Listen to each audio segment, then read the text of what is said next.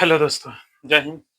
जैसा कि हम लोग 10th क्लास के कुछ इंपॉर्टेंट क्वेश्चन की चर्चा कर रहे हैं, जो हमें कह सकते हैं कि एग्ज़ाम के लिए काफ़ी इंपॉर्टेंट होगा। तो आइए चलिए हम लोग वैसे प्रश्न को डिस्कस करेंगे, जिससे कह सकते हैं कि हमें कुछ सीखने के लिए साथ में हमारे एग्ज़ाम की कह सकते हैं जो प्रिपरेशन है, वो भी हमें यहाँ से होगा और काफ़ी सिंपल तरीका समझने का प्रयास करेंगे। तो आइए चलिए देखते हैं। जैसा कि हम लोग देखे थे,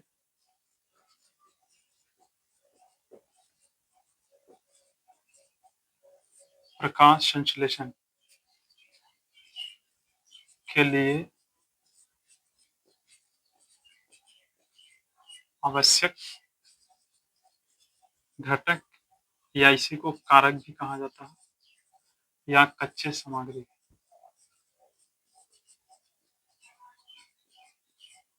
ठीक है? तो हम लोग पिछले क्लास में देखे थे कि प्रकाश संश्लेषण क्या है और प्रकाश संश्लेषण के लिए कितने आवश्यक घटक या कारक या कच्चे सामग्री की आवश्यकता है। इसमें हम लोग देखे थे कितने 4।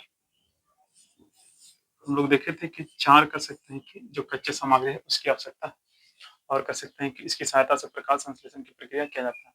तो हम लोग देखे थे जिसमें पहला हम लोग देखे थे हरित लवक, दूसरा था CO2, तीसरा था जल और चौथा सूर्य का प्रकाश, ठीक है? इसमें हम लोग देखे थे कि हरित लवक प्रकाश संश्लेषण की प्रक्रिया में किस तरह से अपना एक तरह से कह सकते हैं कि रोल निभाता है या कह सकते हैं कि हरित लवक किस प्रकार से प्रकाश संश्लेषण की क्रिया के लिए आवश्यक है। तो हम लोग पिछले क्लास में देखे थे कि हरित लवक जो है प्रकाश संश्लेषण की प्रक्रिया के लिए एक आवश्यक कारक है, क्योंकि इसकी उपस्थिति में प्रकाश संश्लेषण की प्रक्रिया होती है। आप सोचिए थोड़ा, ठीक है? अगला हम लोग देखेंगे कार्बन डाइऑक्साइड के बारे में, ठीक है? कि CO2 प्रकाश संश्लेषण के लिए आवश्यक घटक है, कैसे? ठीक है? तो आप सोचिए, आपको जब पहले ही बता दिया गया है कि प्रकाश संश्लेषण की प्रक्रिया के लिए 4 आवश्यक घटक है और 4 आवश्यक घटक में आपका CO2 इसके अंदर शामिल है। इससे हमें ये बात का पता चल जाना चाहिए कि CO2 जो है प्रकाश संश्लेषण के लिए एक आवश्यक घटक है। थोड़ा सोचिए, उसी तरीका से जल रहेगा, सूर्य का प्रकाश रहेगा। तो आज हम लोग देखेंगे CO2 के बारे में। तो देखिए CO2 के बारे में कहा जाता है, हम लोग ध्यान रखेंगे कि CO2 प्रकाश संश्लेषण की प्रक्रिया के लिए क्या एक आवश्यक घटक है, ये बात ध्यान रखेंगे। जिसमें जो पौधा है वो इस CO2 को ग्रहण करता है और इसी को क्या करता है, इससे ये अपना भोजन क्या करता है, बनाता है। इससे अपना क्या करेगा, भोजन बनाएगा और कह सकते हैं कि जिसमें से जो CO2 है, ठीक है? जिसके अंदर क्या है, CO मतलब कार्बन और ऑक्सीजन इसके साथ क्या है, मिला हुआ है। जिसमें से ये कार्बन जो होता है, इसको ये अपना भोजन के रूप में क्या करेगा, इस्तेमाल करेगा और ऑक्सीजन को क्या करता है, ये बाहर निकाल देता है। तो इस तरह से देखा जाए तो ये वायुमंडल से कहाँ पर, वायुमंडल से कार्बन डाइऑक्साइड को ग्रहण करता है और साथ में जो है कि फिर ऑक्सीजन को, कार्बन डाइऑक्साइड और ऑक्सीजन को अलग करता है, जिसमें कार्बन को वो अपने भोजन के रूप में इस्तेमाल करेगा, ठीक है? और ऑक्सीजन को क्या करेगा, बाहर निकाल देगा। इसलिए हम लोग देखिए सोचिए कि हम लोग पेड़-पौधे के जो फल या जो भी उसकी पत्ता वगैरह ये सारी चीज़ उसमें कार्बन होता है कि नहीं?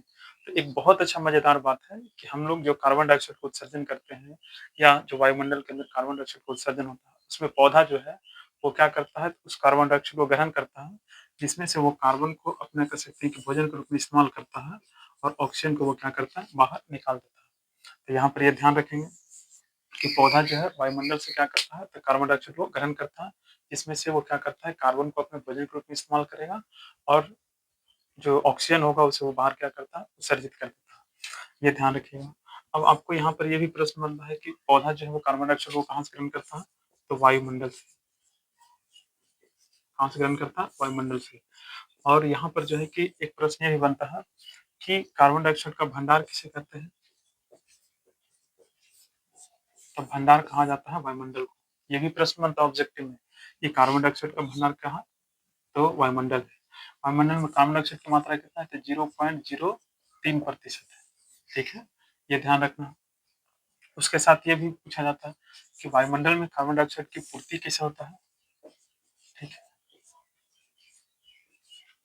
यानी कह सकते हैं कि वायुमंडल में कार्बन डाइऑक्साइड आता कहाँ से, तो जीवों के द्वारा जो श्वसन की क्रिया की जाती है, तो जीव क्या करता है, तो वो जो कह सकते हैं कि अपने शरीर से जो कार्बन डाइऑक्साइड को बाहर निकालता है, तो इससे कह सकते हैं कि वायुमंडल में कार्बन डाइऑक्साइड की पूर्ति होती है और साथ में कह सकते हैं कि जो लकड़ी वगैरह जो जलता है, या कह सकते हैं कि ईंधन वगैरह जो जलता है, ठीक है? या बहुत सारे जीव-जंतुओं का अपघटन हो जाता है, जैसे बहुत सा जीव मर गया, मर कर के वो सड़ गया, तो वहाँ से भी कुछ गैस उत्सर्जित हुआ। तो इस तरह से कह सकते हैं कि वायुमंडल के अंदर जो है कार्बन डाइऑक्साइड की क्या पूर्ति होती है। तो ध्यान रखना है कि प्रकाश संश्लेषण के लिए आवश्यक घटक कितने हैं? 4 हरित लवक, कार्बन डाइऑक्साइड, जल और सूर्य का प्रकाश। ये एक ऑब्जेक्टिव भी बन जाता है, ठीक है? साथ में हम लोग पिछले क्लास में देखेंगे कि हरित लवक जो है वो किस प्रकार से प्रकाश संश्लेषण के लिए आवश्यक है। आज हम लोग देखें कि क्लोरोफिल जो है वो किस तरह से प्रकाश संश्लेषण के लिए क्या आवश्यक है। सॉरी, कार्बन डाइऑक्साइड किस तरह से प्रकाश संश्लेषण की क्रिया के लिए आवश्यक है। तो ध्यान रखेंगे कि कार्बन डाइऑक्साइड प्रकाश संश्लेषण की क्रिया के लिए क्या एक आवश्यक घटक है, जिसमें पौधा जो है वायुमंडल से कार्बन डाइऑक्साइड को ग्रहण करता है और ऑक्सीजन को क्या करता है, उत्सर्जित करता है। जिसमें कहेंगे कि वायुमंडल जो है वो कार्बन डाइऑक्साइड का भंडार भी कहलाता है और वायुमंडल में कार्बन डाइऑक्साइड की उपस्थिति कितना होता है? 0.03% होता है। और वायुमंडल में कार्बन डाइऑक्साइड की पूर्ति कहाँ से होता है? तो जीव जंतु के द्वारा जो श्वसन की क्रिया किया जाता है उसके द्वारा, लकड़ी या किसी तरह की ईंधन की जो जलता है तो वहां से भी कह सकते हैं कि वायुमंडल में कार्बन डाइऑक्साइड की क्या है, पूर्ति होती है। तो इस तरह से हम लोग जो है कि यहाँ से सब्जेक्टिव के जानकारी के साथ साथ हम लोग ऑब्जेक्टिव का भी इसको ध्यान रखेंगे। और आप थोड़ा सोचिए, ठीक है, कि किस प्रकार से, ठीक है, पौधा जो है वो कह सकते हैं कि चीजें कहाँ कहाँ से वो प्राप्त करता है और किस तरह से उसकी लाइफ चलता है। तो इस तरह के और भी कह सकते हैं कि महत्वपूर्ण जानकारी जो है डिस्कस किया जाएगा। तो फिलहाल इतना ही, फिर मिलते हैं नेक्स्ट वीडियो में, तब तक के लिए जय हिंद।